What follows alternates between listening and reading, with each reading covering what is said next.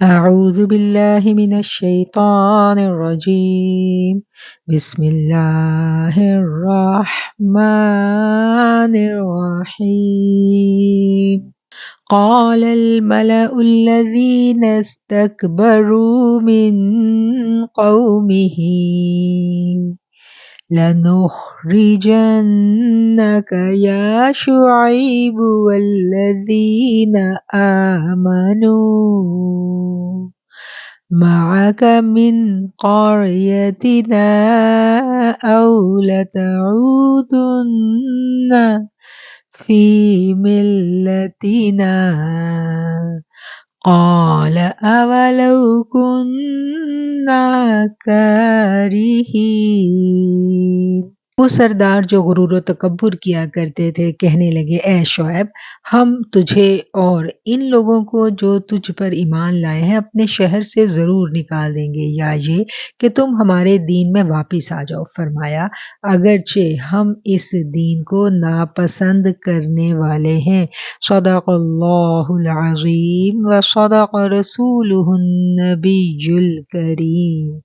الحمدللہ، آج ہم اپنے 9ویں پارے کا آغاز کر رہے ہیں اور ابھی 9ویں پارے کی پہلی آیت اور سورہ اعراف کی آیت نمبر 88 کی تلاوت ہم نے سنی اور پڑھی۔ اس دعا کے ساتھ ہم اپنے آج کے درس قرآن کا آغاز اسی آیت سے کریں گے کہ اے اللہ، ایک مرتبہ ہمارے دلوں کو قرآن کریم کا شغف دے دینے کے بعد، قرآن کریم کی محبت دے دینے کے بعد اور قرآن کریم کو سیکھنے کی طلب دے دینے کے بعد دوبارہ کجی اور گمراہی کی جانب مت موڑنا، ہمیں دین اسلام پر زندہ رکھنا اور ایمان کی بہترین حالت میں واپس بلانا، بے بسی اور محتاجی کی موت سے بچا کر میرے مالک آسانیوں والی واپسی کرنا، آمین ثم آمین۔ رب اشرح لی صدری ویسر لی امری واحلل عقدۃ من لسانی یفقہوا قولی۔ ربی زدنی علما، ربی زدنی علما، ربی زدنی علما۔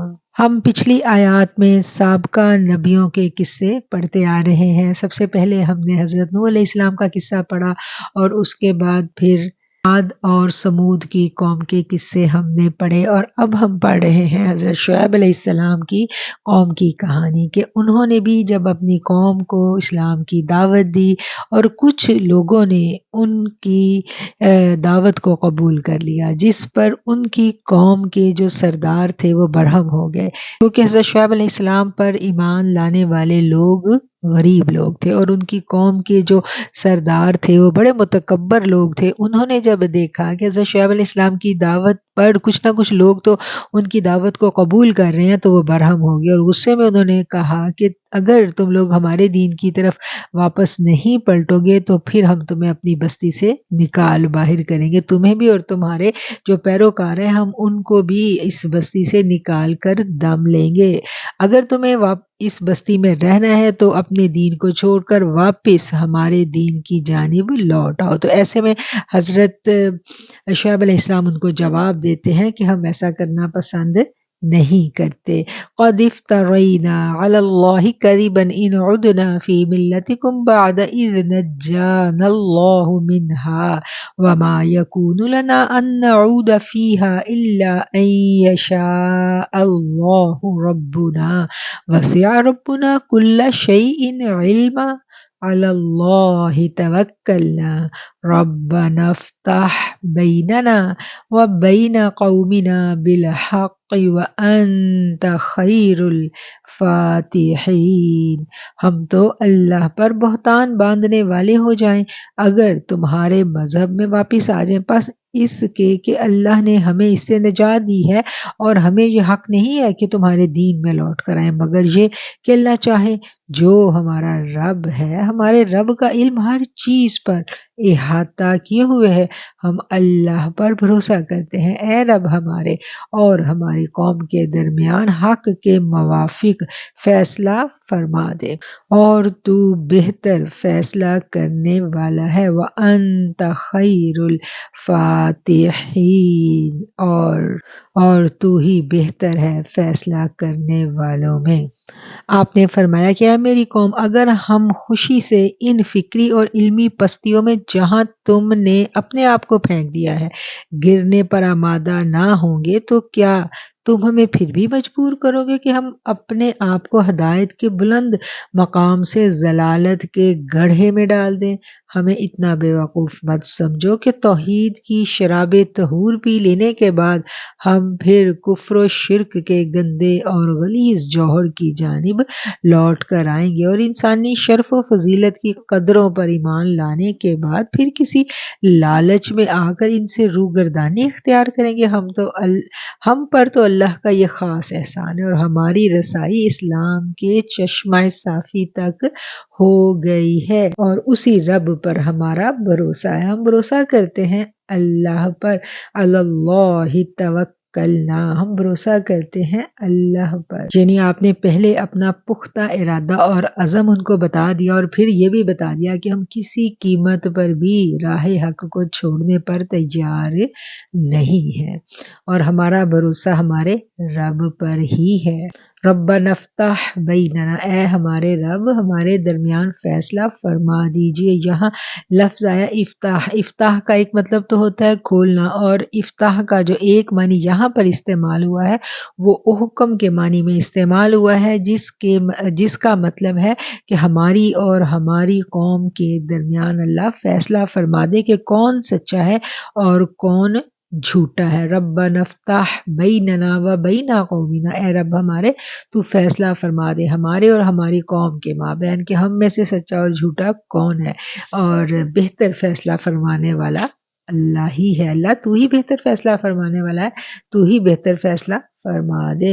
وقال الملأ الذین کفروا من قومه لئن اتبعتم شعیبا انکم اذا لخاسرون، اس کی قوم میں جو کافر سردار تھے انہوں نے کہا اگر تم شعیب کی تابعداری کرو گے تو بے شک نقصان اٹھاؤ گے۔ حضرت شعیب دعوت کا کام کر رہے تھے، اور بہت سارے لوگ جو غریب تھے زیادہ تر ان میں سے، وہ ان کی دعوت کو قبول بھی کر رہے تھے۔ ایسے میں جو متکبر سردار تھے وہ اپنی کوششیں جو ہیں وہ اپنے تئیں کر رہے تھے، وہ جب سیدھے طریقے سے ان کو نہ روک سکے تو انہوں نے اپنی قوم کے لوگوں کو معاشی بدحالی سے ڈرانا شروع کر دیا۔ انہوں نے کہا کہ اگر تم ناپ تول میں کمی نہیں کرو گے تو پھر تو تم غریب ہو جاؤ گے، تمہاری تو تجارت سب ٹھپ ہو جائے گی۔ تو یہ ان کا ہتھ کنڈا تھا جس کے ذریعے وہ لوگوں کو حضرت شعیب سے دور کرنا چاہ رہے تھے۔ فَأَخَذَتْهُمُ الرَّجْفَةُ فَأَصْبَحُوا فِي دَارِهِمْ جَاثِمِينَ، پھر انہیں زلزلے نے آن پکڑا، پھر وہ صبح تک اپنے گھروں میں اوندھے پڑے ہوئے رہ گئے۔ حضرت شعیب کی قوم کی سب سے بڑی برائی کیا تھی کہ وہ ناپ تول میں کمی کرتے تھے، بددیانت لوگ تھے، اور اس بددیانتی کو انہوں نے جب نہیں چھوڑا تو پھر اللہ کا عذاب ان پر آیا، اور ان کے اوپر کیا عذاب آیا تھا کہ ایک زبردست قسم کا زلزلہ آیا، اور ایسا زلزلہ کہ وہ سارے کے سارے لوگ اپنے گھروں میں ہی مرے ہوئے پائے گئے۔ الذین کذبوا شعیبا کأن لم یغنوا فیہا الذین کذبوا شعیبا کانوا هم الخاسرین، جنہوں نے شعیب کو جھٹلایا گویا وہ وہاں کبھی بسے ہی نہیں تھے۔ الذین کذبوا شعیبا، اور وہ لوگ جنہوں نے شعیب کو جھٹلایا وہی نقصان اٹھانے والے ہوئے، ہم الخاسرون، وہی وہ لوگ تھے جنہوں نے خسارہ اٹھایا۔ کنہوں نے خسارہ اٹھایا؟ جنہوں نے اللہ کے پیغمبر حضرت شعیب علیہ السلام کو جھٹلایا۔ فتولی عنہم وقال یا قوم لقد ابلغتکم رسالات ربی ونصحت لکم فکیف آسیٰ علی قوم کافرین، پھر ان سے منہ پھیرا اور کہا اے میری قوم، تحقیق میں نے تمہیں اپنے رب کے احکامات پہنچا دیے اور میں نے تمہارے لیے خیر خواہی کی، پھر کافروں کی قوم پر میں کیوں کر غم کھاؤں؟ جب ان کی قوم پر عذاب آن پڑا تو اس پیغمبر نے ان سے منہ پھیرا اور کیا کہا کہ میں نے تو اپنے رب کے احکامات تم تک پہنچا دیے تھے اور اس کے باوجود بھی تم نے قبول نہیں کیے۔ میں نے تو تمہارے لیے خیر خواہی کی اور پھر کافروں کی قوم پر جب اللہ کا عذاب آتا ہے تو پھر اس کے اوپر کوئی غم اٹھانے والا، دل میں غم کرنے والا، ان کی موت کے اوپر رونے والا بھی کوئی نہیں ہوتا۔ پھر یہ ہوتا ہے کہ وہ سارے کے سارے بدکار جو ایک دوسرے کے ساتھی ہوتے ہیں، وہ جب جہان فانی سے کوچ کر جاتے ہیں، اللہ کے نافرمان جب کوچ کر جاتے ہیں، تو پھر نہ تو کوئی ان کے اوپر رونے والا ہوتا ہے، نہ کوئی ان کی موت کا غم منانے والا ہوتا ہے، اور نہ ہی کوئی ان کے لیے ہاتھ اٹھا کر دعا کرنے والا ہوتا ہے، کیونکہ اللہ تعالیٰ نے منع کیا ہے کہ ہم کسی بھی نان مسلم کے لیے اس کی موت کے بعد بخشش کی دعا بھی نہیں کر سکتے۔ اللہ تعالیٰ نے بس یہ جب تک زندگی اور اختیار ہے اس وقت تک مہلت دی ہے کہ ہم انہیں دین کی طرف بلائیں، اور اگر وہ دین کی طرف نہیں آتے تو پھر جب ان کی مہلت کا وقت ختم ہو گیا، جب تک وہ زندہ ہیں ہم ان کے لیے ضرور دعا کریں۔ اگر ہم کہیں دعوت اور تبلیغ کا کام کریں تو ہم ضرور دعا کریں کہ اللہ تعالیٰ ان کو ہدایت دے، لیکن جب وہ چلے گئے تو ان کے لیے مغفرت کی دعا کرنے سے ہمیں منع کر دیا گیا ہے۔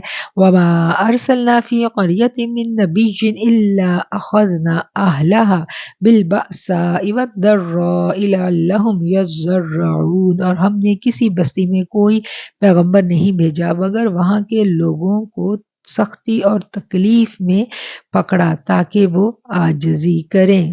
جب اللہ تعالیٰ کسی قوم میں کوئی اپنا پیغامبر بھیجتا ہے تو پھر اللہ تعالیٰ کا کیا طریقہ ہوتا ہے وہ یہاں بیان کیا جا رہا ہے، اور ہم نے کسی بستی میں کوئی پیغمبر نہیں بھیجا مگر وہاں کے لوگوں کو سختی اور تکلیف میں پکڑا تاکہ وہ عاجزی اختیار کریں، لعلہم یضرعون، تاکہ وہ گڑ گڑانے لگیں۔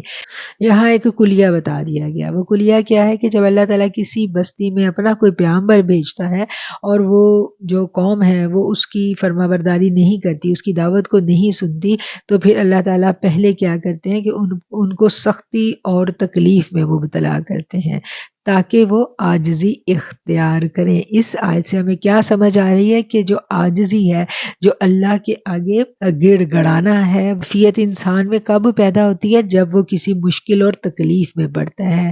یہاں یہ اصول ہمیں سمجھ لینا چاہیے کہ ہماری زندگی میں بھی جب مشکلات آتی ہیں تو اٹ مینس یہ اللہ کی طرف سے ایک میسیج ہوتا ہے کہ یہ ایک میسیج ہے، یہ نہیں ہے کہ ہم پہ کوئی مشکل اور مصیبت آئی تو ہم واویلا شروع کر دیں، شکوے شکایتیں رونا دھونا شروع کر دیں، نہیں، یہ اس لیے آزمائش آئی ہے کہ اللہ چاہتا ہے کہ ہم میں عاجزی پیدا ہو، ہم گڑ گڑائیں۔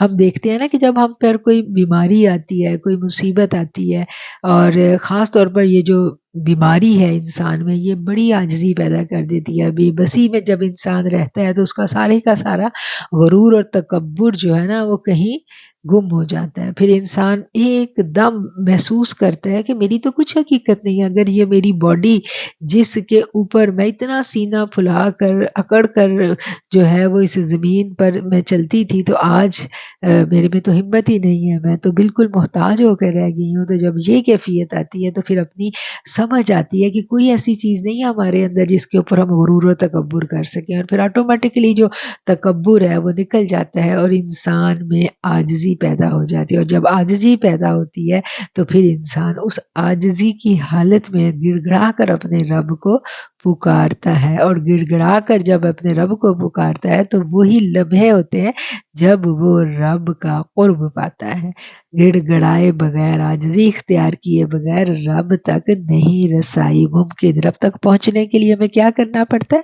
ہمیں گڑ گڑانا پڑتا ہے۔ ہم نے پیچھے بھی پڑھا تھا نا کہ اللہ تعالیٰ کو گڑ گڑاتے ہوئے یاد کرو، کہ جب اللہ سے دعا مانگنی ہے ہم نے تو کیسے مانگنی ہے؟ گریہ زاری کرنی ہے، اللہ کے آگے گڑ گڑانا ہے، تو وہ گڑ گڑانا اس وقت تک ممکن نہیں ہے جب تک ہمیں عاجزی نہ آئے، اور عاجزی کے لیے کیا ہے کہ ہمیں مشکلوں سے مصیبتوں سے گزارا جاتا ہے۔ یہی اصول ہے اللہ کا فرد واحد کے لیے بھی، اور بحیثیت قوم بھی، ایک قوم کے اوپر جب بحیثیت مجموعی کوئی تکلیف آئے تو اس وقت کیا ہے کہ امت مجموعی طور پر اکٹھی ہو کے اللہ سے معافی مانگیں، اور اسی طرح جب انڈیویجول کوئی مصیبت آئے تو پھر آپ تنہائی میں اللہ کے آگے ہم گریہ زاری کریں کہ اللہ ہمیں اس تکلیف سے نجات دے۔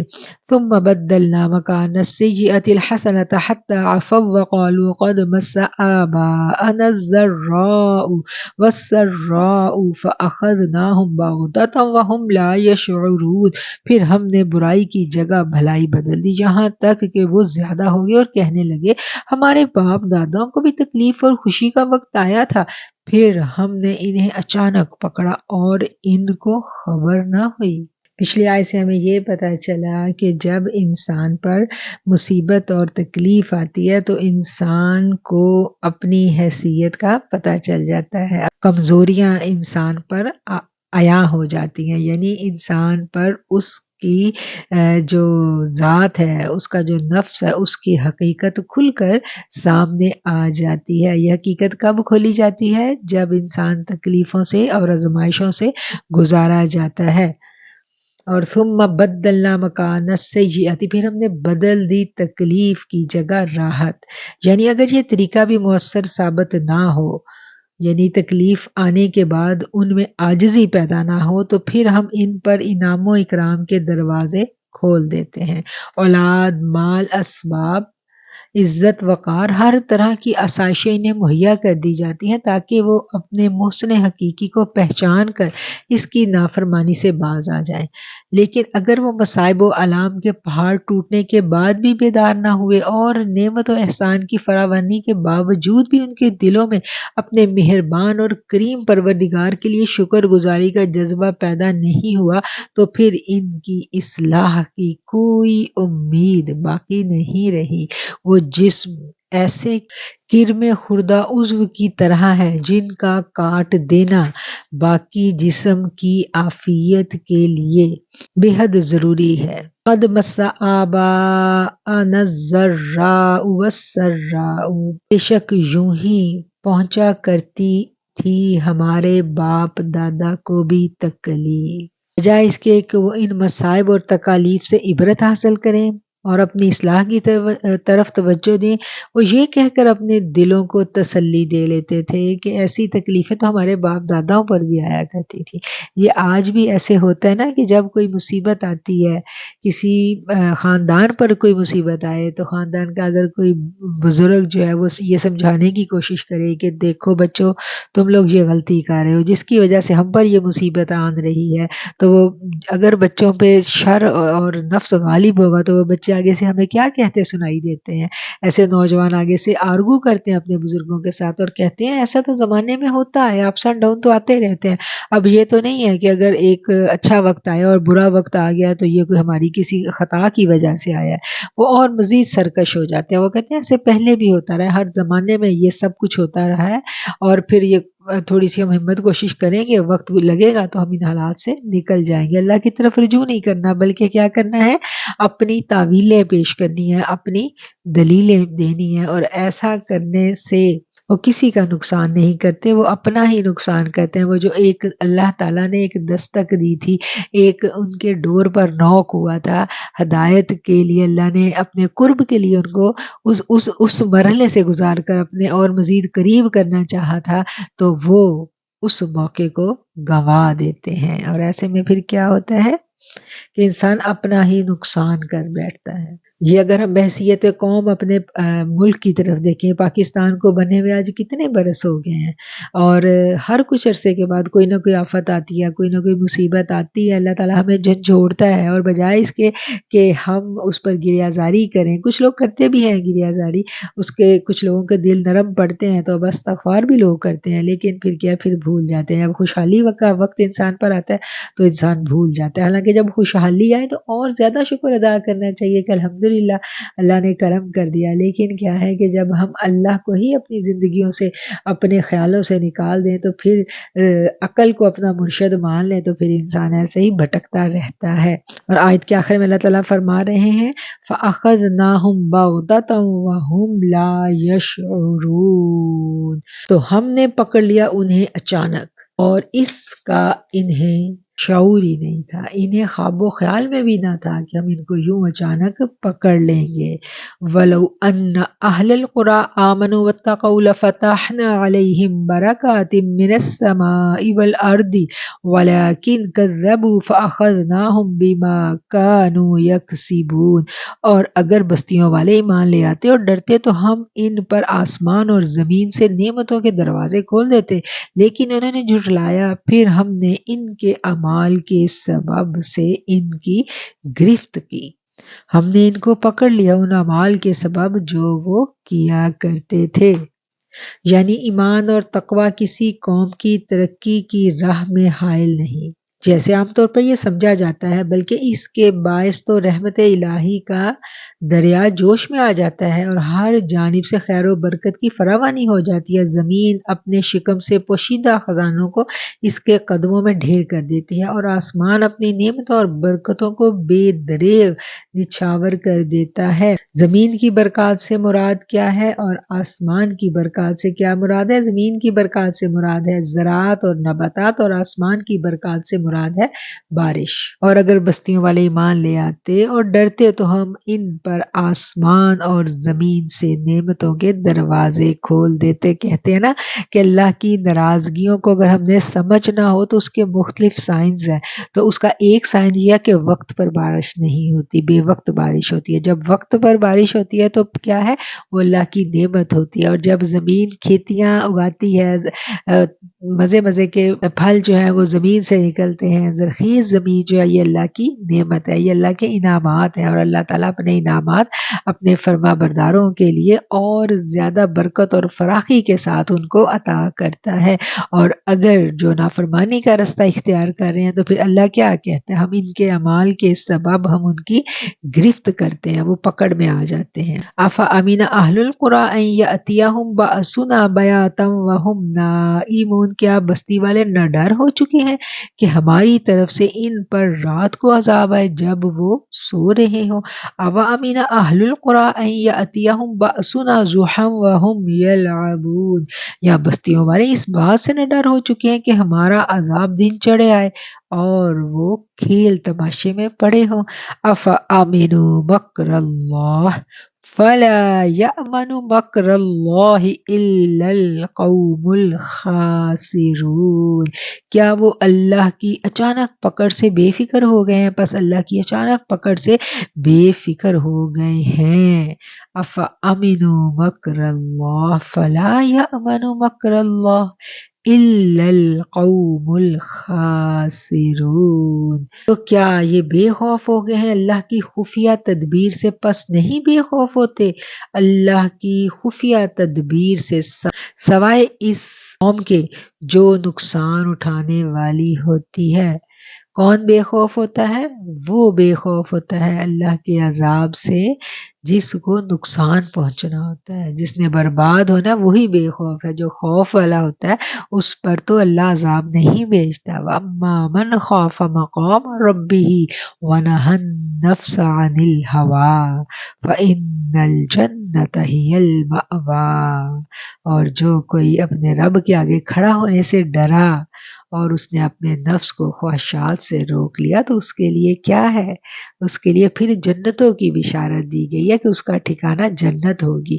جو اللہ سے ڈرتا ہے، اللہ سے خوف کرتا ہے، اللہ سے حیا کرتا ہے، تو پھر اللہ اس پر اپنے عذاب کا کوڑا نہیں برساتا۔ یہ عذاب کا کوڑا کن قوموں پر برسایا جاتا ہے؟ جو اللہ سے بے خوف ہو جاتی ہیں، نہ ڈر ہو جاتی ہیں، ان پر پھر اللہ کے عذاب کا کوڑا برستا ہے۔ اولم جاہدی للذین یرثون الارض من بعد اہلها ان لو نشاء اصابناہم بذنوبہم ونطبع على قلوبہم فہم لا يسمعون، کیا ان لوگوں پر جو زمین کے وارث ہوئے وہاں کے لوگوں کے ہلاک ہونے کے بعد یہ ظاہر نہیں ہوا کہ اگر ہم چاہیں تو انہیں ان کے گناہوں کے سبب پکڑ لیں، اور ہم نے ان کے دلوں پر مہر لگا دی ہے، پس وہ نہیں سنتے۔ جب ایک قوم پر اللہ کا عذاب آ جاتا ہے، وہ قوم صفحہ ہستی سے مٹا دی جاتی ہے، تو اس کے بعد اللہ تعالیٰ ایک اور قوم لے آتا ہے، پھر اس کے اوپر اللہ تعالیٰ اپنے انعامات کرتا ہے، اس کے پاس پیغمبر بھیجتا ہے۔ ابھی ہم حضرت نوح علیہ السلام سے لے کے حضرت شعیب تک یہی سب پڑھ رہے ہیں نا، کہ ایک قوم آئی، اس نے نافرمانی کی، پھر دوسری قوم آئی، تو یہاں اسی طرف اللہ تعالیٰ جو ہے وہ اشارہ کر کے فرما رہے ہیں کہ پہلے جو لوگ تھے ان کے وارث تمہیں بنایا، اور جو وارث بنائے جاتے ہیں ان کو بھی پھر دعوت دی جاتی ہے، ان کو بھی کہا جاتا ہے کہ اللہ کی فرما برداری اختیار کریں، اور اگر وہ نہیں کرتے تو پھر وہ بھی اللہ کے عذاب کی گرفت میں آ جاتے ہیں۔ کیا یہ حقیقت واضح نہ ہوئی ان لوگوں کو جو وارث بنے زمین کے اس کے اصلی مالکوں کی تباہی کے بعد؟ اور اگر ہم چاہیں تو سزا دیں انہیں ان کی گناہوں کی وجہ سے، اور مہر لگا دیں ان کے دلوں پر تاکہ وہ کچھ سن ہی نہ سکیں۔ اب یہ جو آیت کا حصہ ہے یہ بڑا غور طلب حصہ ہے۔ وَنَطْبَعُ عَلَىٰ قُلُوبِهِمْ، اور مہر لگا دیں ان کے دلوں پر، فَهُمْ لَا يَسْمَعُونَ، اور وہ سن نہ سکے۔ مہر دل پر لگی ہے اور کان بند ہو گئے، یہ کیا بات ہے؟ یہ غور طلب بات ہے نا۔ تو اس بات پر ہم نے غور کرنا ہے کہ حق کی آواز ہمیشہ دل کے کانوں سے سنی جاتی ہے۔ جب تک دل زندہ رہیں گے حق کی آواز ان تک پہنچتی رہے گی، اور یہ اللہ کی ناراضگی کی سپرلیٹو ڈگری ہوتی ہے کہ اللہ تعالیٰ کیا کرتا ہے، پھر مہر لگا دیتا ہے۔ پھر انسان سن تو سب کچھ رہا ہوتا ہے لیکن در حقیقت وہ سن نہیں رہا ہوتا۔ کیسے کہ وہ بات اس کو سمجھ ہی نہیں آ رہی ہوتی، اس کی مت ہی ماری جاتی ہے۔ تو یہ ایک بڑی قابل غور بات ہے کہ جب حق کی بات سمجھ میں آنی بند ہو جاتی ہے۔ کچھ لوگ ایسے ہوتے ہیں نا، انہیں اپنے مطلب کی ساری باتیں انہیں سمجھ آ رہی ہیں، لیکن جہاں حق کی بات ہے وہ ان کو سمجھ ہی نہیں آتی۔ تو ہمیں اس دن سے خوف زدہ ہونا چاہیے، اور اسی لیے کہا گیا ہے نا کہ اپنے دلوں پر محنت کرو۔ یہ دل ایسی چیز ہے کہ جب تک یہ دل جو ہے یہ زندہ رہتا ہے اس وقت تک پورا انسان زندہ رہتا ہے۔ کہا نا جو لوگ جن کے دل مر جاتے ہیں ان کو تو مردہ کہا جاتا ہے، وہ تو مردوں کی طرح ہیں، وہ تو اندھے ہیں، بہرے ہیں، گونگے ہیں، ان کے تو دلوں پر مہریں ہیں۔ جب دل پر مہر لگ گئی تو پھر یہ جو حقیقی بصارت اور حقیقی بصیرت اور حقیقی سماعت ہے یہ سب ختم ہو جاتی ہے۔ پھر انسان واقعتاً بہرا، گونگا اور اندھا ہو جاتا ہے، سب کچھ دیکھتے ہوئے سنتے ہوئے، اس کو کچھ دکھائی نہیں دیتا، کچھ سنائی نہیں دیتا۔ استغفر اللہ ربی من کل ذنب واتوب الیہ، تلک القری نقص علیک من انبائها ولقد جاءتهم رسلهم بالبینات فما كانوا لیؤمنوا بما كذبوا من قبل كذلك يطبع اللہ على قلوب الكافرین۔ یہ بستیاں ہیں جن کے حالات ہم آپ کو سناتے ہیں، بے شک ان کے پاس ان کے رسول روشن نشانیاں لے کر آئے تھے، پھر اس بات پر ہرگز ایمان نہ لائے جسے پہلے جھٹلا چکے تھے۔ کافروں کے دلوں پر اللہ اسی طرح مہر لگا دیتا ہے۔ وَمَا وَجَدْنَا لِأَكْثَرِهِم مِّنْ عَهْدٍ وَإِن وَجَدْنَا أَكْثَرَهُمْ لَفَاسِقِينَ، اور ہم نے ان کے اکثر لوگوں میں عہد کا نباہ نہیں پایا، اور ان میں سے اکثر کو نافرمان پایا، یعنی وہ لوگ وعدہ خلافی کرتے تھے، وعدے کو پورا نہیں کرتے تھے، اور وہ نافرمان تھے۔ ثم بعثنا من بعدهم موسى بآياتنا إلى فرعون وملئه فظلموا بها فانظر كيف كان عاقبة المفسدين۔ اس کے بعد ہم نے موسیٰ کو اپنی نشانیاں دے کر فرعون اور اس کے سرداروں کی جانب بھیجا، پھر انہوں نے نشانیوں سے بے انصافی کی، پھر دیکھو مفسدوں کا انجام کیا ہوا۔ کیف کان عاقبۃ المفسدین، پھر دیکھو کہ مفسدوں کا انجام کیسا ہوا۔ اب قصہ شروع ہونے جا رہا ہے حضرت موسیٰ علیہ السلام کا۔ حضرت موسیٰ علیہ السلام جو فرعون کے پاس دعوت حق لے کر گئے تھے۔ وہ اولو العزم پیغمبر جن کو کلیم اللہ کہا جاتا ہے اور جن کے پیروکار جو تھے وہ مدینہ منورہ میں بڑی کثرت سے آباد تھے، اب ان کا قصہ یہاں بیان کیا جائے گا۔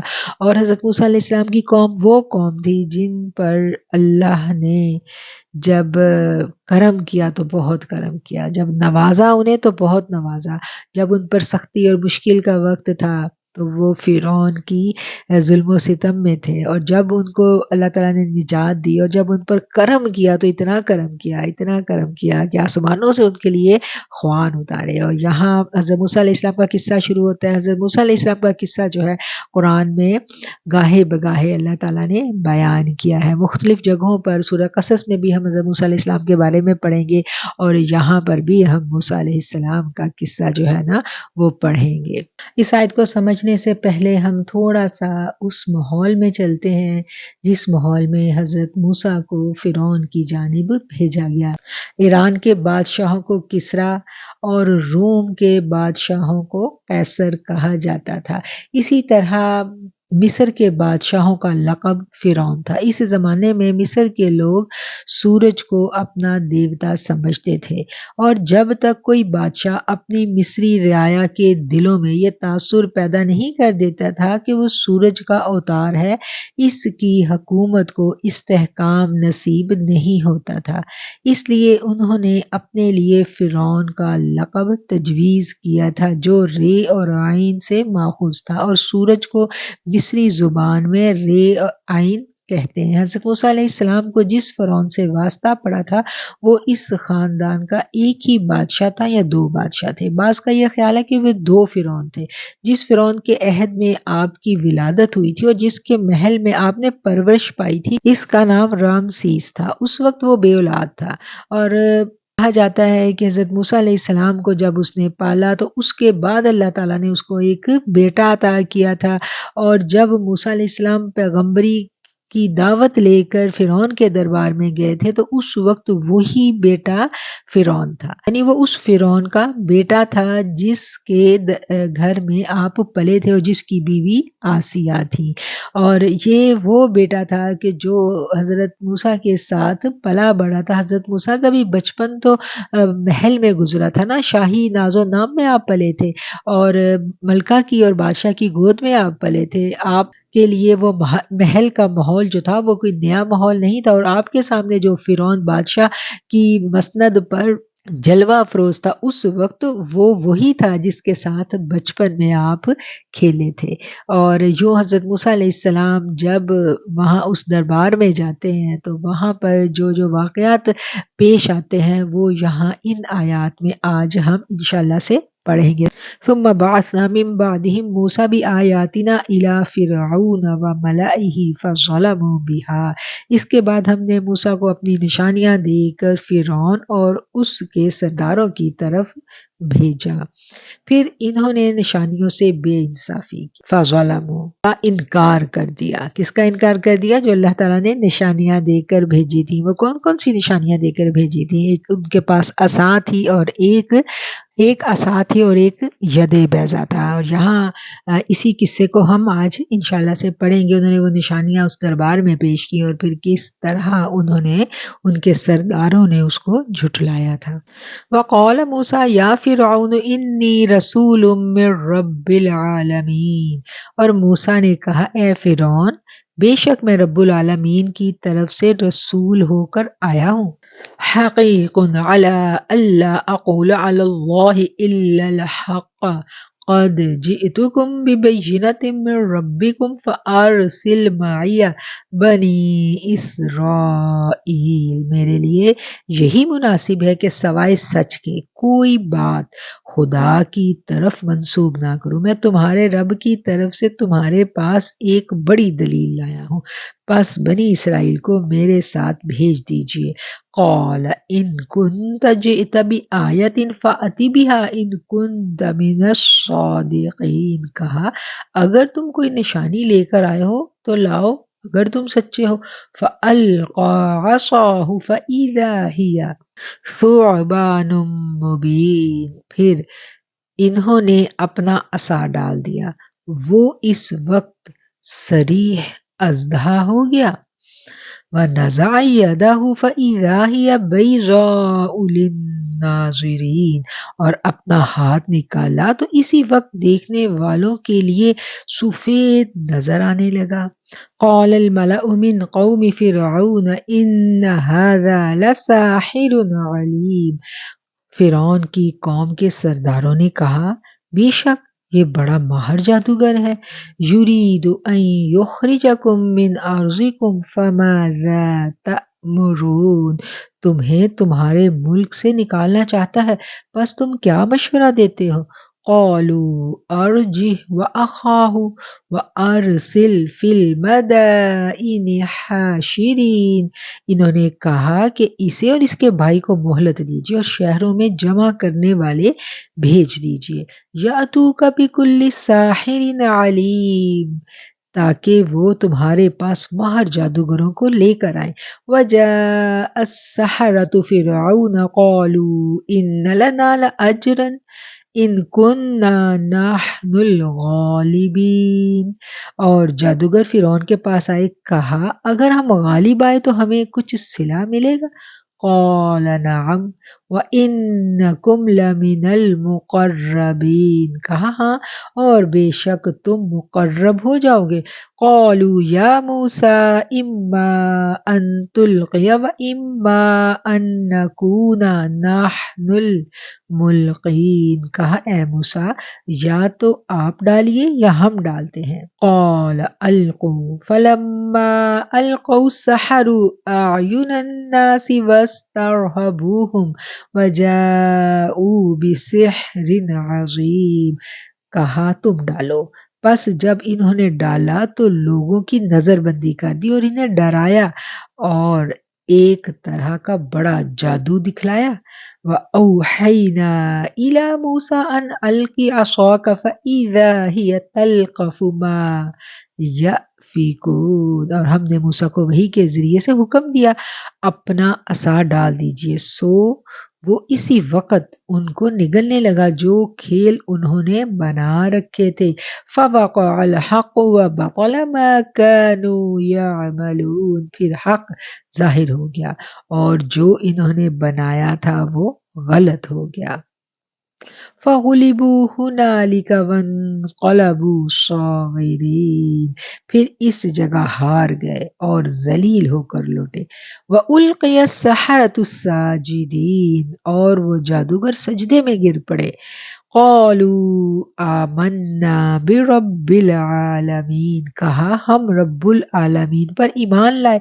رب موسیٰ و ہارون، وہ رب جو موسیٰ اور ہارون کا رب ہے۔ قال فرعون آمنتم به قبل ان آذن لكم ان هذا لمکر مکرتموہ فی المدینة لتخرجوا منها اہلها فسوف تعلمون، فرعون نے کہا تم اس پر میری اجازت سے پہلے ہی مان لے آئے، یہ تو مکر ہے جو تم سب نے اس شہر میں بنایا ہے تاکہ اس شہر کے رہنے والوں کو نکال دو، سو اب تمہیں معلوم ہو جائے گا۔ لَأُقَطِّعَنَّ أَيْدِيَكُمْ وَأَرْجُلَكُمْ مِنْ خِلَافٍ ثُمَّ لَأُصَلِّبَنَّكُمْ أَجْمَعِينَ، میں ضرور تمہارے ہاتھ اور دوسری طرف کے پاؤں کاٹوں گا، پھر تم سب کو سولی چڑھا دوں گا۔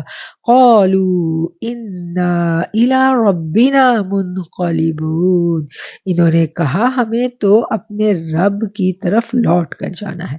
وَمَا تَنْقِمُ مِنَّا إِلَّا أَنْ آمَنَّا بِآيَاتِ رَبِّنَا لَمَّا جَاءَتْنَا رَبَّنَا أَفْرِغْ عَلَيْنَا صَبْرًا وَتَوَفَّنَا مُسْلِمِينَ، اور تمہیں ہم سے یہی دشمنی ہے کہ ہم نے اپنے رب کی نشانیوں کو مان لیا جب وہ ہمارے پاس آئیں۔ اے ہمارے رب، ہمارے اوپر صبر ڈال دے اور ہمیں مسلمان کر کے موت دینا۔ وقال الملأ من قوم فرعون أتذر موسى وقومه ليفسدوا في الأرض ويذرك وآلهتك قال سنقتل نقتل ابناءہم ونستحیی نساءہم وإنا فوقہم قاہرون۔ اور موسیٰ کی قوم کے سرداروں نے کہا کیا تم موسیٰ اور اس کی قوم کو چھوڑتے ہو تاکہ وہ فساد کریں ملک میں اور تمہیں اور تمہارے معبودوں کو چھوڑ دیں؟ کہا ہم ان کے بیٹوں کو قتل کریں گے اور ان کی عورتوں کو زندہ رکھیں گے اور بے شک ہم ان پر غالب ہیں۔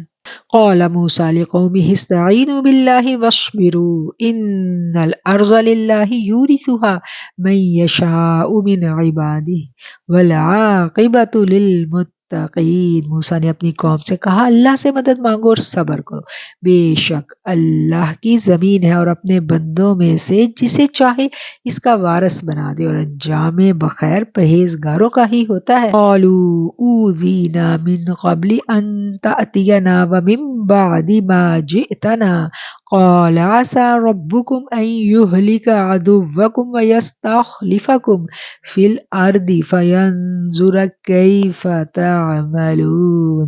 انہوں نے کہا تیرے آنے سے پہلے بھی ہمیں تکلیفیں دی گئیں اور تیرے آنے کے بعد بھی۔ فرمایا تمہارا رب بہت جلد تمہارے دشمن کو ہلاک کر دے گا اور اس کی بجائے تمہیں اس سرزمین کا مالک بنا دے گا، پھر دیکھے گا کہ تم کیا کرتے ہو۔ آیات تسلسل کے ساتھ میں نے پڑھی، اب ہم ان آیات کو سمجھتے ہیں۔ حضرت موسیٰ علیہ السلام کو نبوت مل چکی ہے اور وہ نبوت ملنے کا قصہ جو ہے وہ ہم سورہ قصص میں انشاءاللہ آگے پڑھیں گے۔ یہاں پر جو قصہ بیان کیا گیا ہے وہ یہ ہے کہ نبوت ملنے کے بعد جب موسیٰ علیہ السلام کو فرعون کے دربار میں بھیجا گیا تھا دعوت کے لیے، وہ جب فرعون کے دربار میں جاتے ہیں اس کو اللہ کی دعوت کا پیغام دیتے ہیں کہ اللہ نے مجھے نبی بنا کر بھیجا ہے، وہ آپ سے کچھ معجزات کچھ نشانیاں طلب کرتا ہے فرعون، تو اس کے جواب میں آپ اس کو وہ نشانیاں دکھاتے ہیں جو آپ کو دی گئی تھی۔ ان نشانیوں کو دیکھ کر وہ جو فرعون تھا اس نے اپنے ساتھیوں سے مشورہ کیا، اپنی قوم کے سرداروں سے مشورہ کیا کہ اس کا کیا کیا جائے، کیونکہ وہ جو بادشاہ تھا اس وقت کا جو فرعون تھا وہ حضرت موسیٰ کے لیے دل میں کچھ نہ کچھ ہمدردی کے جذبات بھی رکھتا تھا۔ اب وہ آپ کے ساتھ ہی دربار میں کھیل کر بڑا ہوا تھا، وہ آپ کو جانتا تھا اور وہ یکدم کوئی فیصلہ آپ کے خلاف نہیں کرنا چاہتا تھا۔ یہ جو حقائق ہیں ہمیں یہی بتا رہے ہیں۔ سو اس نے اپنے ساتھیوں سے مشورہ کیا تو ان کے جو ساتھی تھے اس نے اپنے بادشاہ کو، سرداروں نے اپنے بادشاہ کو یہ مشورہ دیا کہ یہ جو نشانیاں دکھا رہے ہیں یہ کوئی جادو ہے۔ فرعون کی حکمرانی مصر میں تھی اور مصر جو تھا وہ بڑے بڑے جادوگروں کی آماج گاہ تھا اور وہ دور ایسا تھا جس میں بڑے سے بڑا جادوگر جو ہے وہ مصر میں اپنی جادوگری کے کرتب دکھایا کرتا تھا۔ سرداروں نے بادشاہ سے کہا کہ ملک میں اپنے ہرکارے روانہ کریں، اعلان کروا دیں اور بڑے سے بڑے جادوگروں کو اکٹھا کریں، وہ جادوگر آئیں گے اور یوں موسیٰ کا جو جادو ہے اس کا وہ توڑ کر دیں گے اور یہ دعوت جو یہ دے رہا ہے، جو یہ دعویٰ کر رہا ہے، یہ دعویٰ اس کا اپنی موت آپ ہی مر جائے گا۔ چنانچہ فرعون نے ایسا ہی کیا اور ملک سے بڑے بڑے جادوگروں کو اکٹھا کر لیا گیا۔ جب وہ سارے کے سارے جادوگر آ کر محل میں اکٹھے ہوئے تو انہوں نے فرعون سے پوچھا کہ اگر ہم کامیاب ہو گئے تو ہمیں کیا ملے گا؟ تو فرعون نے کہا کہ تمہیں بڑے انعام و اکرام سے نوازا جائے گا، تمہیں میں اپنے مقربین میں شامل کر لوں گا۔ یہی ابھی ہم آیات میں پڑھ کے ہٹے ہیں نا۔ تو اس کے بعد بڑے بڑے جادوگروں کو محل میں اکٹھا کیا گیا اور ان جادوگروں کے سامنے فرعون نے حضرت موسیٰ کو کہا کہ آؤ اب ان کے سامنے تم اپنے جو معجزے ہیں ان کو پیش کرو۔ اب جو جادوگر تھے انہوں نے حضرت موسیٰ کو دیکھا اور حضرت موسیٰ سے بولے کہ آپ پہلے اپنا جادو دکھائیں گے یا ہم دکھائیں؟ اچھا، یہاں پر ایک بڑا باریک نکتہ جو ہے نا وہ مفسرین کرام نے بیان کیا ہے۔ اچھا، وہ نکتہ یہ ہے کہ اس وقت کے جادوگروں نے حضرت موسیٰ علیہ السلام کی تکریم کی، عزت دی انہیں۔ کیسے عزت دی کہ آپ بتائیں کہ پہل آپ کریں گے یا پہل ہم کریں؟ یہ ایک تکریم تھی، ایک عزت تھی جو انہوں نے اللہ کے پیغمبر کو دی، اور یہ عزت دینا اللہ کو اتنا بھا گیا، ان کا یہ ادب اپنے رسول کے لیے اللہ کو اتنا بھا گیا کہ اللہ تعالیٰ نے ان جادوگروں کو ایمان نصیب کر دیا۔ تو یہاں پر بعض مفسرین نے یہ نکتہ بیان کیا ہے کہ وہ ادب جو تھا وہ ادب ہی ایسا تھا جو ان کو دولت ایمان سے سرفراز کر گیا۔ اس لیے اللہ کے نبیوں کا ادب، اللہ کے مقرب بندوں کا ادب، اللہ کے اولیاء کرام کا ادب جو ہے وہ بڑا ضروری ہے، اور یہ ادب انسان کو سرفراز کر جاتا ہے، کیونکہ یہ ادب انسان اس شخص کا نہیں کر رہا ہوتا، یہ ادب دراصل انسان اللہ کا کر رہا ہوتا ہے، کیونکہ اللہ کا پیامبر وہ ہوتا ہے، اور جب اللہ کا پیامبر جو ہے اس کو عزت دی جائے، اس کا احترام کیا جائے، تو اللہ اس بات پر خوش ہوتا ہے کہ انہوں نے میرے اس بندے کی تکریم کی اور میرے اس بندے کو انہوں نے عزت دی۔ اور جو یہ واقعہ ہوا، ہم سب اس واقعے کے بارے میں بہت دفعہ پڑھ چکے ہوں گے، یقیناً سب جانتے ہوں گے کہ کس طرح سے ان جادوگروں نے کیا کیا تھا کہ رسیاں پھینکی تھی۔ وہ رسیاں جب پھینکی گئیں تو پھر وہ رسیاں دوڑتے ہوئے سانپ بن گئے۔ اب درباری سب لوگ دیکھ رہے ہیں کہ وہ تو سانپ دوڑ رہے ہیں، اور وہ جو دوڑتے ہوئے سانپ تھے وہ در حقیقت رسیاں ہی تھیں، لیکن کیا ہے کہ لوگوں کی نظر بندی کر دی گئی تھی، ان کی اکھیوں کو ایسا دکھائی دینے لگا تھا کہ یہ دوڑتے ہوئے سانپ ہیں۔ اور جب وہ دربار میں اتنے سارے سانپ دوڑتے ہوئے لوگ دیکھ رہے ہیں اور لوگ حیران تھے، اور فرعون خوش ہو رہا تھا کہ واہ میرے جادوگر نے کیا کمال جادو کیا، تو ایسے میں اللہ تعالیٰ نے حضرت موسیٰ علیہ السلام کو حکم دیا کہ اپنا اژدہا پھینک دیجئے۔ حضرت موسیٰ علیہ السلام نے اپنا عصا پھینک دیجئے۔ حضرت موسیٰ علیہ السلام نے اپنا وہ عصا جس سے آپ ٹیک لگا کر کھڑے یہ سارا منظر دیکھ رہے تھے، آپ نے اپنا وہی عصا پکڑا اور پھینک دیا، اور وہ عصا جب گیا تو اللہ کے حکم سے وہ بہت بڑا اژدہا بن گیا، اور وہ ان ساری کی ساری جو سانپ بنی ہوئی، جو رسیاں جو سانپ بنی ہوئی تھی، ان سب کو نگل گیا۔ تو جادوگر یہ دیکھ کر حیران رہ گئے، اور وہ سارے کے سارے جادوگر جو تھے انہوں نے کیا کہا کہ ہم موسیٰ کے رب پر ایمان لاتے ہیں، اور وہ جو ان کا ایمان لانا تھا اس پر جو ان کا بادشاہ تھا وہ بڑا برہم ہوا۔ انہوں نے کہا کہ تم میری اجازت کے بغیر کیسے ایمان لا سکتے ہو؟ تو اس پر انہوں نے کہا کہ میں تمہیں سزا دوں گا، اور تمہارے جو ایک طرف کے پاؤں اور ایک طرف کے بازو جو ہے وہ کٹ کر دوں گا۔ یہ تمہارا عبرتناک انجام ہوگا کہ تم میری اجازت کے بغیر جو ہے تم اس پر ایمان لے آئے ہو۔ اچھا، یہاں پر اب کچھ الفاظ ایسے ہیں جن الفاظ پر ہمیں تھوڑا سا غور و فکر کرنے کی ضرورت ہے۔ آیت نمبر 116 نمبر آیت میں اللہ تعالیٰ فرما رہے ہیں فَلَمَّا أَلْقُوا، کہا پس تم ڈالو، فَلَمَّا أَلْقَوْا سَحَرُوا أَعْيُنَ النَّاسِ وَاسْتَرْهَبُوهُمْ وَجَاءُوا بِسِحْرٍ عَظِيمٍ، کہا پس تم ڈالو، جب انہوں نے ڈالا تو لوگوں کی نظر بندی کر دی اور انہیں ڈرایا، اور ایک طرح کا بڑا جادو۔ اب ہم کچھ الفاظ ہیں جن پر تھوڑا سا غور کریں گے تو جادو کے بارے میں ہمارے کانسیپٹ جو ہے وہ کلیئر ہو جائے گا۔ کسی جادوگر کو یہ قدرت حاصل نہیں ہے کہ وہ نئی چیز پیدا کر سکے، یعنی تخلیق کی قوت صرف اور صرف اللہ رب العالمین کے پاس ہے، اور کسی جادوگر کو یہ قوت بھی حاصل نہیں ہے کہ وہ کسی کی ماہیت اوریجنلی بدل سکے۔ اب کیا ہے کہ وہ جو جادوگروں نے اپنی رسیاں ڈالی تھیں، دراصل وہ رسیاں جو ہے وہ سانپ نہیں بنی تھی، لیکن ان کی نظر بندی، دیکھنے والوں کی آنکھوں کی نظر بندی اس طرح سے کر دی گئی تھی کہ انہیں وہ سانپ نظر آنے لگے تھے۔ کہا تم ڈالو، جب انہوں نے ڈالا تو لوگوں کی نظر بندی کر دی۔ فَلَمَّا أَلْقَوْا سَحَرُوا أَعْيُنَ النَّاسِ وَاسْتَرْهَبُوهُمْ وَجَاءُوا بِسِحْرٍ عَظِيمٍ، لوگوں کی نظر بندی کر دی گئی اور انہیں ڈرایا اور ایک طرح کا بڑا جادو دکھایا۔ اس آیت کو 116 نمبر جو آیت ہے اس کو ہم نے سمجھنا ہے کہ ان لوگوں کی آنکھوں کی نظر بندی کی گئی تھی، نہ کہ ان کی اصل میں ماہیت چینج کی گئی تھی۔ اچھا، جب یہ سب ہو جاتا ہے، وہ جادوگر جو ہے وہ ایمان لے آتے ہیں، اور پھر وہ ایمان لانے کے بعد ایسا نہیں ہے کہ کوئی ہلکا پھلکا ایمان لاتے ہیں، وہ ایمان لانے کے بعد پھر اس ایمان پر ڈٹ جاتے ہیں اور وہ ہر طرح کی قربانی دینے کو تیار ہوتے ہیں، ایون کہ اپنی جان کی قربانی، کیونکہ اس وقت ان کی جان داؤ پر لگی ہوئی تھی۔ ان کے سامنے ظالم بادشاہ تھا جس نے کہا کہ میری اجازت کے بغیر تم موسیٰ کے رب پر ایمان لاتے ہو تو میں تمہاری اکھڑ کروں گا، میں تمہیں تمہارے ہاتھ اور پاؤں جو ہیں مخالف سمتوں کے وہ کٹ کر دوں گا، وہ کاٹ دوں گا۔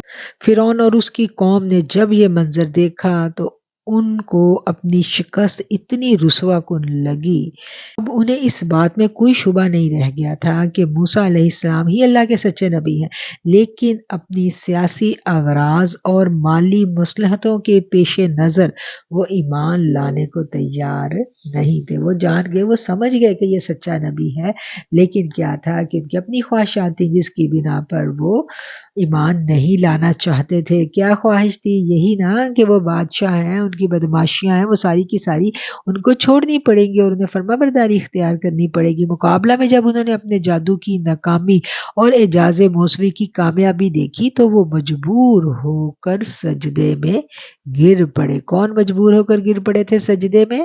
وَأُلْقِيَ السَّحَرَةُ سَاجِدِينَ۔ ایک طرف تو یہ سب دیکھ کر جو فرعونی تھے ان کو اپنی جو ناکامی ہے اس کا احساس ہو گیا، ان کو پتہ چل گیا کہ اتنے بڑے بڑے ماہر جادوگر ناکام ہو گئے ہیں، تو اس کا مطلب ہے کہ موسیٰ علیہ السلام واقعی سچ کہہ رہے ہیں۔ وہ دل سے ان کی حقانیت اور ان کی سچائی کو مان گئے، لیکن کیا ہے کہ ان کی اپنی انا، تکبر اور ان کی اپنی نفس پرستی جو تھی وہ مانے تھی کہ وہ موسیٰ کے رب پر ایمان لاتے۔ اب یہ آیت نمبر 120 آیت کو ہم دیکھیں گے۔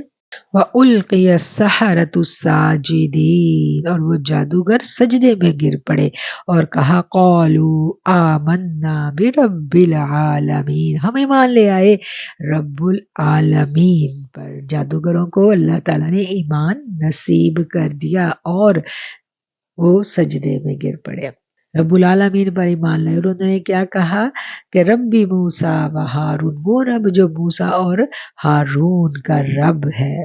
اب یہ مقابلہ جو تھا اس میں نہ صرف فرعونیوں کو شکست ہوئی بلکہ شکست فاش ہوئی، شکست بھی ہوئی اور اپنے ماہر جادوگر سارے کے سارے جو ہے نا وہ بھی جا کر ان کے دشمن سے مل گئے۔ ایسے میں وہ اور زیادہ بگڑ گئے، اور انہوں نے کیا کہا بگڑ کر؟ انہوں نے یہ سوچا کہ اگر یہ سارے کے سارے اکٹھے ہو گئے اور ان میں ہماری قوم کے لوگ بھی موجود ہیں تو ایسا نہ ہو، ایک طرف قبطی تھے اور ایک طرف بنی اسرائیل تھے، دو قومیں تھی نا، تو انہوں نے کہا یہ اگر ہماری قوم کے لوگ بھی جا کر بنی اسرائیل کے ساتھ مل گئے تو پھر ہمارا بایا تخت جو ہے وہ تو خطرے میں چلا گیا۔ تو ایسے میں انہوں نے یہ سوچا کہ ہم اس قوم کو ایسی سزا دیں کہ یہ ساری نہ اٹھا سکیں، اور اس سزا کا انہوں نے اعلان کیا کہ ہم بنی اسرائیل پر ایک دفعہ پھر جو ہے نا وہ غضب بڑھائیں گے۔ کیا غضب بڑھائیں گے؟ کہ ان کے سارے مردوں کو ہم قتل کر دیں گے اور ان کی عورتوں کو غلام بنا لیں گے۔ تو ایسے میں حضرت موسیٰ نے کیا کہا؟ 128 نمبر آیت کو ہم دیکھیں گے۔ قَالَ مُوسَىٰ لِقَوْمِهِ اسْتَعِینُوا، موسیٰ نے اپنی قوم سے کہا اللہ سے مدد مانگو اور صبر کرو، بے شک زمین اللہ کی ہے، اپنے بندوں میں سے جسے چاہے اس کا وارث بنا دے، اور انجام بخیر پرہیزگاروں کا ہی ہوتا ہے۔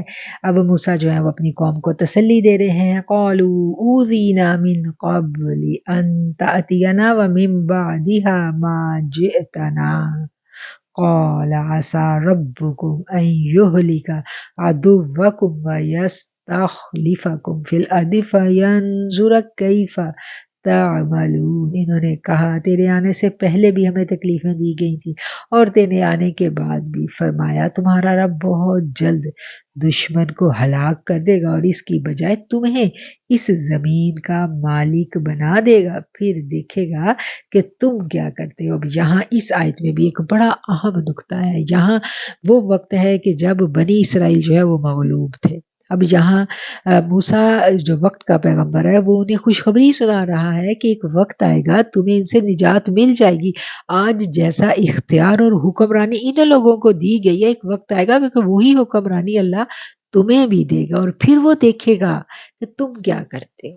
اس آیت میں یہ ایک ایسا پیغام ہے، ایک ایسا سبق ہے ہمارے لیے کہ جب ہم مظلوم ہوتے ہیں تو ہماری سوچ کچھ اور ہوتی ہے، اور جب ہمیں اختیار مل جاتا ہے تو پھر ہماری سوچ یکسر بدل جاتی ہے۔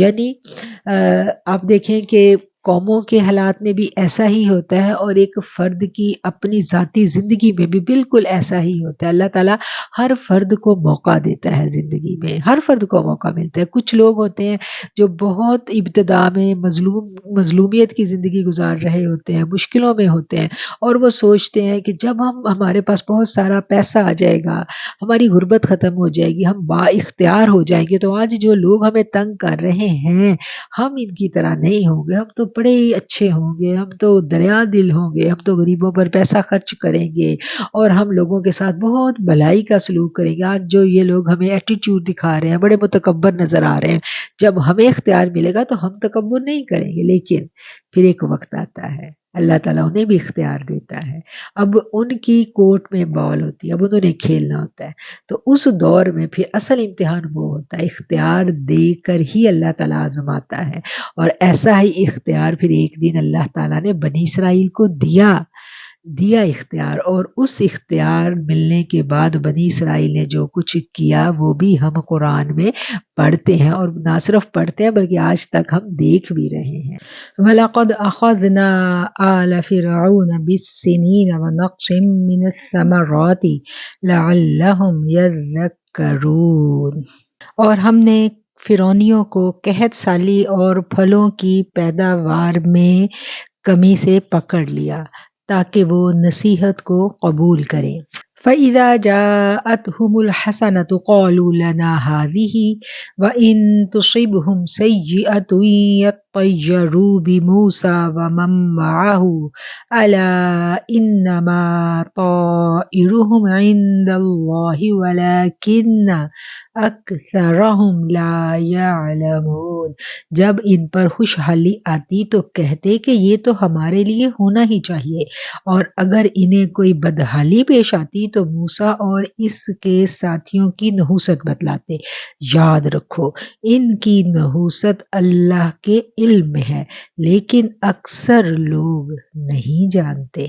جیسا کہ اس بارے کی ابتدا میں ہی بتا دیا گیا تھا کہ کسی قوم پر فیصلہ کن عذاب اللہ تعالیٰ فوراً نہیں بھیج دیا کرتا، بلکہ پہلے اسے مختلف قسم کی سختیوں سے دوچار کیا جاتا ہے تاکہ ان کا سخت دل نرم ہو جائے اور وہ اس تنبیہ سے کچھ سبق حاصل کریں، اور کبھی ان پر نعمتوں کی بارش کی جاتی ہے تاکہ وہ اپنے منعم حقیقی کو پہچان لیں اور اس کی نوازشات سے متاثر ہو کر نافرمانی سے باز آ جائیں، اور جب سمجھانے کے یہ سارے طریقے بے اثر ہو جاتے ہیں تو پھر ان پر ایسا عذاب نازل کیا جاتا ہے جو ان کا نام و نشان تک مٹا دیتا ہے۔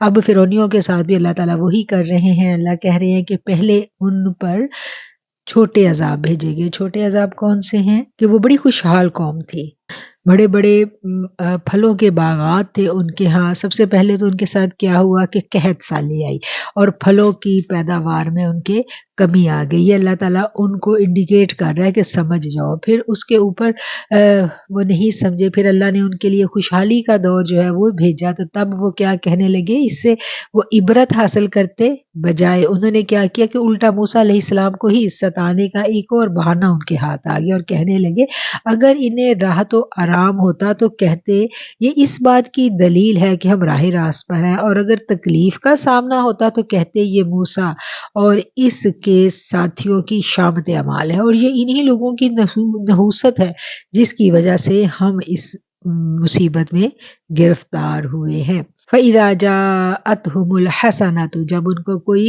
نیکی خوشحالی پہنچتی تو کہتے قَالُوا لَنَا هَٰذِهِ، ہم تو اسی کے مستحق ہیں، وَإِن تُصِبْهُمْ سَيِّئَةٌ يَطَّيَّرُوا، اور جب انہیں کوئی تکلیف پہنچتی تو وہ کیا کہتے کہ یہ موسیٰ علیہ السلام کی وجہ سے یہ مصیبت اور یہ نحوست جو ہے یہ بدشگونی ہمارے ساتھ اس لیے ہوئی ہے کہ یہ ہماری قوم کے اندر موجود ہے۔ أَلَا إِنَّمَا طَائِرُهُمْ عِندَ اللَّهِ وَلَٰكِنَّ أَكْثَرَهُمْ لَا يَعْلَمُونَ، اللہ کہہ رہا ہے کہ ان کی بدفعلی تو اللہ کی طرف سے ہے، لیکن ان میں سے اکثر لوگ نہیں جانتے۔ اب یہ جو فال نکالنا، بدفعلی اور اس کی وجہ سے یہ ہو گیا، اس کی وجہ سے یہ ہو گیا، یہ ساری کی ساری توہم پرستی اس قوم میں بدرجہ اتم موجود تھی۔ اور ہم دیکھتے ہیں یہ وہ برائیاں ہیں جو ہر دور میں جاہل لوگ جو ہے نا ان میں یہ برائیاں موجود ہوتی ہیں، یہ برائیاں ان میں پائی جاتی ہیں۔ نبی کریم صلی اللہ علیہ وآلہ وسلم نے جہاں مشرکانہ رسوم کا خاتمہ کیا، وہاں آپ نے بدفعلی کے بارے میں فرمایا، جو کسی چیز سے بدفعلی پکڑ کر اپنے مقصد سے لوٹ آیا اور اس نے شرک کیا، عرض کی یا رسول اللہ ایسا شخص کیا کفارہ دے تاکہ اس کی توبہ قبول ہو؟ آپ نے فرمایا وہ یوں کہے، اللہم لا طیر الا طیرک ولا خیر الا خیرک ولا الہ غیرک ثم یمضی لحاجتی۔ اے اللہ تیری فعل کے بغیر اور کوئی فعل نہیں، تیری بھلائی کے بغیر اور کوئی بھلائی نہیں، اور تیرے سوا کوئی معبود نہیں، یہ الفاظ کہے اور اپنے کام کو چلا جائے، اس کی توبہ قبول ہوگی۔ تو گویا فعل نکالنے سے ہمارے آقا علیہ الصلوۃ والسلام نے بھی ہمیں منع فرمایا ہے، اور اگر کوئی ناسمجھی کی بنا پر کبھی اس چیز میں گرفتار ہو گیا تو اس گرفتاری سے بچنے کی دعا نبی کریم صلی اللہ علیہ وآلہ وسلم نے ہمیں بتلا دی ہے۔ وَقَالُوا مَهْمَا تَأْتِنَا بِهِ مِنْ آيَةٍ لِتَسْحَرَنَا بِهَا فَمَا نَحْنُ لَكَ بِمُؤْمِنِينَ، اور انہوں نے کہا کہ تم ہمارے پاس کیسی ہی کوئی نشانی یعنی معجزہ لے آؤ تاکہ تم جادو کرو ہم پر، اس سے ہرگز نہیں ہم تم پر ایمان لانے والے۔ موسیٰ علیہ السلام کافی عرصہ تک اس مقابلہ کے بعد بھی مصر میں مقیم رہے اور اپنے معجزات دکھا دکھا کر انہیں دعوت حق دیتے رہے، لیکن وہ اپنی ضد پر اڑے رہے اور آخر میں صاف صاف کہہ دیا کہ آپ چاہے جو بھی جادو کے کرتب ہمیں دکھا لیں، ہم آپ پر ایمان لانے والے نہیں ہیں۔ فَأَرْسَلْنَا عَلَيْهِمُ الطُّوفَانَ وَالْجَرَادَ وَالْقُمَّلَ وَالضَّفَادِعَ وَالدَّمَ آيَاتٍ مُفَصَّلَاتٍ فَاسْتَكْبَرُوا وَكَانُوا قَوْمًا مُجْرِمِينَ، اور ہم نے ان پر طوفان اور ٹڈی اور جوئیں اور مینڈک اور خون، یہ سب کھلے کھلے معجزے بھیجے، پھر بھی انہوں نے تکبر ہی کیا، اور یہ لوگ گناہ گار تھے۔ یہاں عذاب کی مختلف صورتیں بیان کی جا رہی ہیں جن میں وقتاً فوقتاً فرعونیوں کو مبتلا کیا گیا۔ طوفان سے مراد کثرت بارش اور بارش سے سیلاب کا آ جانا۔ فَأَرْسَلْنَا عَلَيْهِمُ الطُّوفَانَ، پھر بھیجا ہم نے ان پر طوفان، وَالْجَرَادَ وَالْقُمَّلَ، یعنی سب سے پہلے تو ان پر طوفان آیا، زبردست بارشیں ہوئیں، سیلاب آئے، ان کی کھیتیاں برباد ہوئی، اور پھر جو کھیتیاں بچ گئی تھیں ان پر ٹڈی دل نے حملہ کر دیا، والجرادہ یعنی ان پر ٹڈیوں نے حملہ کر دیا، وہ ان کی فصلیں کھیتیاں ان کی برباد ہوئی، والقمل اور جوئیں۔ ابن عباس نے فرمایا کمل وہ گھن ہے جو گندم کو لگ جاتا ہے، اور ابن زید کہتے ہیں کہ اس سے مراد پسو ہیں، اور ایک معنی اس کا ہے جوئیں۔ والقمل زفادع کہا جاتا ہے مینڈکوں کو، والدم اور خون، یعنی پسوں اور جوؤں سے انہیں جسمانی اذیت پہنچا کر ان کے ناک میں دم کر دیا گیا، اور ان کے غلے کے انباروں میں گھن اور سسری کی کثرت پیدا ہو گئی جس نے ان کو خاک کر کے رکھ دیا۔ مینڈک اس کثرت سے نمودار ہو گئے کہ گلی کوچے گھر در و دیوار حتیٰ کہ کھانے کے برتن تک مینڈکوں سے بھر گئے، پینے کا پانی گھڑوں میں بھر کر رکھتے تو وہ خون بن جاتا، یعنی بدترین عذاب جو تھا وہ اس قوم پر آیا، اور یہ ساری کی ساری واضح نشانیاں تھی، آیات مفصلات، یہ واضح نشانی تھی۔ فاستکبروا، پھر بھی وہ تکبر کرتے رہے، وکانوا قوما مجرمین، اور وہ لوگ پیشہ ور مجرم تھے۔ اب ہمیں پتہ چلا کہ یہ ساری کی ساری عذاب کی قسمیں ہیں، کبھی کہیں بہت چھوٹے پیمانے پر کوئی بھی اس میں سے محسوس کرے تو فوراً توبہ کی طرف رجوع کرے۔ کبھی ہوتا ہے نا کہ کسی گھر میں ایسے پسو پڑتے ہیں، ہر چیز میں جوئیں پڑ جائیں گی، ہر اناج میں سسریاں پڑنا شروع ہو جائیں گی۔ کبھی ایسا ہوگا کہ گھروں میں بہت زیادہ ہم کہیں گے کہ ایسے کیڑے پڑ گئے ہیں، نکل ہی نہیں رہے، دوائیوں پہ دوائیاں ڈل رہی ہیں۔ تو ایسے میں جہاں ہم ظاہری صفائی کا اہتمام کریں، وہاں ضروری ہے کہ ہم اپنی باطنی طہارت کا بھی بندوبست کریں، اللہ کی فرما برداری کو بڑھا دیں، توبہ استغفار کی کثرت پڑھیں، اللہ کا نام لیں، پاکیزگی کا خیال رکھیں، اپنے نیتوں کی حفاظت کریں، اور تاکہ ان چیزوں سے ہم نجات پا سکیں۔ ان چیزوں کو اس آیت میں کیا کہا گیا ہے؟ اللہ کے عذاب کی ایک قسم کہا گیا ہے۔ اللہ تعالیٰ ہم سب کو ہر طرح کے عذابوں سے اپنی پناہ میں رکھے۔ وَلَمَّا وَقَعَ عَلَيْهِمُ الرِّجْزُ قَالُوا يَا مُوسَى ادْعُ لَنَا رَبَّكَ بِمَا عَهِدَ عِندَكَ لَئِن كَشَفْتَ عَنَّا الرِّجْزَ لَنُؤْمِنَنَّ لَكَ وَلَنُرْسِلَنَّ مَعَكَ بَنِي إِسْرَائِيلَ۔ اور جب ان پر کوئی عذاب آتا تو کہتے، اے موسیٰ ہمارے لیے اپنے رب سے دعا کیجئے جس کا اس نے آپ سے وعدہ کر رکھا ہے، اور اگر آپ کے وعدے سے یہ عذاب دور کر دیا تو بے شک ہم آپ پر ایمان لے آئیں گے اور بنی اسرائیل کو آپ کے ساتھ بھیج دیں گے۔ فَلَمَّا كَشَفْنَا عَنْهُمُ الرِّجْزَ إِلَىٰ أَهْلٍ هُمْ بَالِغُوهُ إِذَا هُمْ يَنكُثُونَ، پھر جب ہم نے ان سے ایک مدت تک عذاب اٹھا لیا کہ انہیں اس مدت تک پہنچتا تھا، اس وقت وہ عہد توڑ ڈالتے۔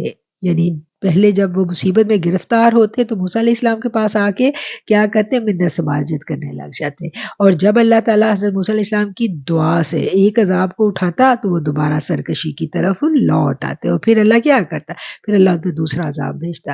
فَانْتَقَمْنَا مِنْهُمْ فَأَغْرَقْنَاهُمْ فِي الْيَمِّ بِأَنَّهُمْ كَذَّبُوا بِآيَاتِنَا وَكَانُوا عَنْهَا غَافِلِينَ۔ پھر ہم نے ان سے بدلہ لیا، پھر ہم نے انہیں دریا میں ڈبو دیا، اس لیے کہ انہوں نے ہماری آیتوں کو جھٹلایا اور وہ ان سے غافل تھے۔ وَأَوْرَثْنَا الْقَوْمَ الَّذِينَ كَانُوا يُسْتَضْعَفُونَ مَشَارِقَ الْأَرْضِ وَمَغَارِبَهَا الَّتِي بَارَكْنَا فِيهَا وَتَمَّتْ كَلِمَةُ رَبِّكَ الْحُسْنَى عَلَى بَنِي إِسْرَائِيلَ بِمَا صَبَرُوا وَدَمَّرْنَا مَا كَانَ يَصْنَعُ فِرْعَوْنُ وَقَوْمُهُ وَمَا كَانُوا يَعْرِشُونَ۔ اور ہم نے ان لوگوں کو وارث کر دیا جو اس زمین کے مشرق و مغرب میں کمزور سمجھے جاتے تھے، کہ جس میں ہم نے برکت رکھی ہے، اور تیرے رب کا نیک وعدہ بنی اسرائیل کے حق میں ان کے صبر کے باعث پورا ہو گیا، اور فرعون اور اس کی قوم نے جو کچھ بنایا تھا ہم نے اسے تباہ کر دیا، اور جو وہ اونچی عمارتیں بناتے تھے۔ اب کیا ہے جی، فرعون کو تو اللہ تعالیٰ نے ڈبو دیا سمندر میں، اور فرعون کے بعد پھر اب اللہ نے وارث بنا دیا بنی اسرائیل کو، بنی اسرائیل کو حکمرانی دے دی، اور اللہ تعالیٰ نے کیا کیا؟ ہم نے وارث بنایا اس قوم کو جسے ذلیل اور حقیر سمجھا جاتا تھا۔ وہ کون سی قوم تھی جس کو ذلیل اور حقیر سمجھا جاتا تھا اس زمانے میں؟ وہ تھے جی بنی اسرائیل۔ کس کا وارث بنایا تھا؟ مشارق الارض و مغاربها التی، زمین کے شرق و غرب کا ہم نے اس کو وارث بنا دیا جس میں ہم نے برکتیں رکھ دی تھی، بارکنا فیہا، جس میں ہم نے برکتیں رکھتی تھی، وتمت کلمت، اور پورا ہو گیا آپ کے پروردگار کا اچھا وعدہ۔ کون سا اچھا وعدہ؟ جو اللہ تعالیٰ نے حضرت موسیٰ علیہ السلام سے کیا تھا کہ تمہاری قوم کو میں نجات دوں گا اور تمہاری قوم کو میں بادشاہی عطا کروں گا، وہ وعدہ جو اللہ نے کیا تھا وہ پورا ہو گیا۔ بما صبروا، اس وجہ سے کہ انہوں نے صبر کیا، ودمرنا، اور ہم نے برباد کر دیا، ما کان یصنع، جو کچھ وہ کیا کرتا تھا، فرعون و قومہ، فرعون اور اس کی قوم، فرعون اور اس کی قوم کا اللہ نے کیا کیا؟ ان کو برباد کر دیا، وما کانوا یعرشون، جو بلند مکان تعمیر کیا کرتے تھے۔ یہاں ان محلات کا ذکر ہے جو وہ بلند و بالا محلات تعمیر کیا کرتے تھے فرعونی، ان سب کو اللہ تعالیٰ نے برباد کر دیا۔ یعنی وہ قوم جو بلند و بالا محلات تعمیر کرتی تھی، بڑی ماہر قوم تھی، اس قوم کو اللہ نے برباد کر دیا، اور اس کی تمام چیزوں کا وارث جو ہے وہ بنی اسرائیل کو بنا دیا، اور اب بنی اسرائیل کو حکمرانی دے دی گئی۔ اب بنی اسرائیل کا امتحان ایک نئے انداز میں شروع ہو رہا ہے۔ وہ کیا ہے کہ وہ جب مصیبت میں تھے، تکلیف میں تھے، تو وہ دعائیں مانگا کرتے تھے، اور اب جب ان کو اختیار ملے گا تو اس اختیار ملنے کے بعد وہ کیا کریں گے، وہ ہم اگلی آیتوں میں انشاءاللہ پڑھیں گے۔ یہ آیت ہے جی 137، اور یہاں پر الحمدللہ ہمارا اربع پارہ مکمل ہو جاتا ہے، اور یہیں پر ہم اپنے آج کے درس قرآن کا اختتام کرتے ہیں۔ صدق اللہ العظیم و صدق رسولہ النبی الکریم۔ اور ہم آج جتنا پڑھا ایک مرتبہ اس کا بامحاورہ ترجمہ دیکھ لیتے ہیں۔ آج کے درس قرآن کا آغاز ہم نے کیا تھا سورہ اعراف کی آیت نمبر 88 سے۔ اس کی قوم کے متکبر سرداروں نے کہا، اے شعیب، ہم تجھے اور انہیں جو تجھ پر ایمان لائے ہیں اپنے شہر سے ضرور نکال دیں گے، یا یہ کہ تم ہمارے دین میں واپس آ جاؤ۔ فرمایا، کیا اگرچہ ہم اس دین کو ناپسند کرنے والے ہوں، ہم تو اللہ پر بہتان باندھنے والے ہو جائیں اگر تمہارے مذہب میں واپس آئیں۔ پس اس کے بعد اللہ تعالیٰ نے ہمیں اس سے نجات دی، اور ہمیں یہ حق نہیں کہ تمہارے دین میں لوٹ آئیں، مگر یہ کہ اللہ چاہے۔ جو ہمارا رب ہے، ہمارے رب کا علم ہر چیز پر احاطہ کیے ہوئے ہے، ہم اللہ پر ہی بھروسہ کرتے ہیں۔ اے رب ہماری قوم کے درمیان اور ہمارے درمیان فیصلہ فرما دیجئے، اور تو بہتر فیصلہ کرنے والا ہے۔ اس کی قوم میں جو کافر سردار تھے، انہوں نے کہا، اگر شعیب کی تابعداری کرو گے تو بے شک نقصان اٹھاؤ گے۔ پھر انہیں زلزلے نے آن پکڑا، پھر وہ صبح تک اپنے گھروں میں اوندھے پڑے ہوئے رہ گئے۔ جنہوں نے شعیب علیہ السلام کو جھٹلایا، گو وہ وہاں کبھی بسے ہی نہیں تھے۔ جنہوں نے شعیب کو جھٹلایا وہی نقصان اٹھانے والے ہوئے۔ پھر ان سے منہ پھیرا اور کہا، اے میری قوم، تحقیق میں نے تمہیں اپنے رب کے احکام پہنچا دیے ہیں، اور میں نے تمہارے لیے خیر خواہی کی، پھر کافروں کی قوم پر میں کیوں غم کھاؤں؟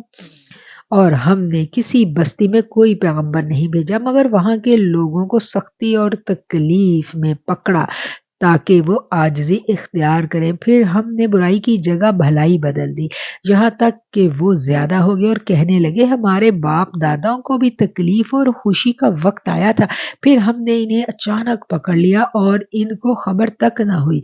اور اگر بستیوں والے ایمان لے آتے اور ڈرتے تو ہم ان پر آسمان اور زمین سے نعمتوں کے دروازے کھول دیتے، لیکن انہوں نے جھٹلایا، پھر ہم نے ان کے اعمال کے سبب ان کی گرفت کی۔ کیا بستی والے نہ ڈر ہو چکے ہیں کہ ہماری طرف سے ان پر رات کو عذاب آئے جب وہ سو رہے ہوں، یا بستیوں والے اس بات سے نہ ڈر ہو چکے ہیں کہ ہم ان پر عذاب دن چڑھے لائیں جب وہ کھیل رہے ہوں؟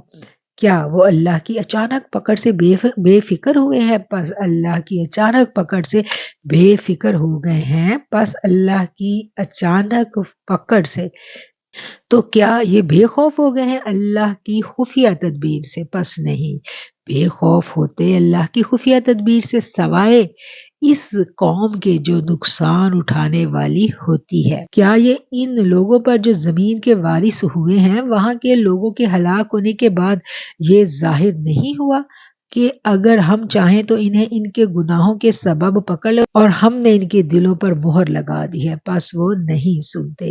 یہ بستیاں ہیں جن کے حالات ہم آپ کو سناتے ہیں، بے شک ان کے پاس ان کے رسول روشن نشانیاں لے کر آئے تھے، پھر اس بات پر ہرگز ایمان نہ لائے جسے پہلے جھٹلا چکے تھے۔ کافروں کے دلوں پر اللہ اسی طرح مہر لگا دیتا ہے، اور ہم نے ان کے اکثر لوگوں میں عہد کا پورا کرنا نہیں پایا اور ان میں اکثر کو نافرمان پایا۔ اس کے بعد ہم نے موسیٰ کو اپنی نشانیاں دے کر فرعون اور اس کے سرداروں کی طرف بھیجا، پھر انہوں نے نشانیوں سے بے انصافی کی۔ پھر دیکھو مفسدوں کا انجام کیا ہوا۔